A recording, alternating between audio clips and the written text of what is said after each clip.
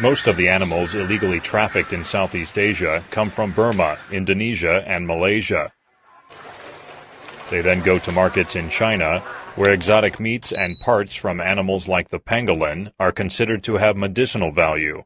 Other wildlife, like the slow loris, are destined for the U.S., Japan, and Europe, where they are sold as expensive, exotic pets.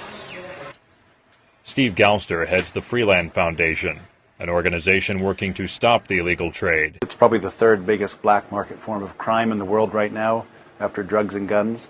We've even found drug gangs in China, Burma, and other places in the region who have moved over from trafficking drugs into wildlife because the penalties are lower, the risk of getting caught is lower, and the profits are just as high. The profit margins, anyway.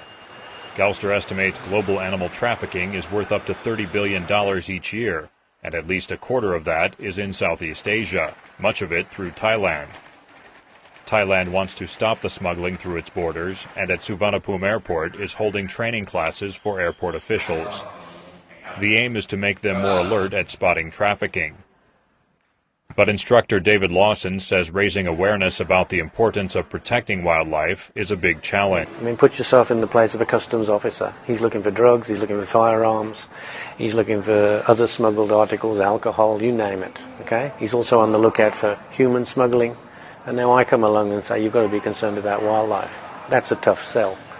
Customs and security staff told VOA before they took the course they knew very little about the laws on animal trafficking.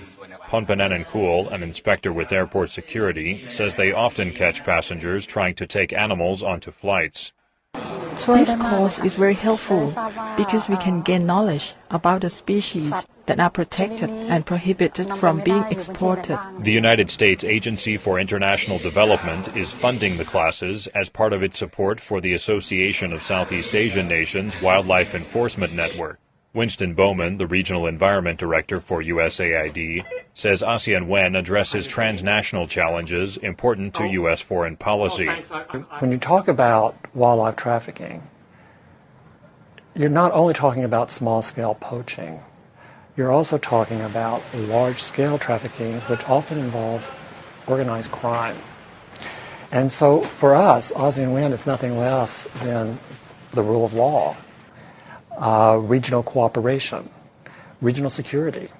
Thailand has taken the lead in developing the regional wildlife enforcement network and is confiscating hundreds of animals and carcasses every year. But like most countries in the region, Thailand has weak trafficking laws and low fines for those who are caught. And that means many more endangered animals will continue to slip past inspectors. Daniel Schearf, VOA News, Bangkok.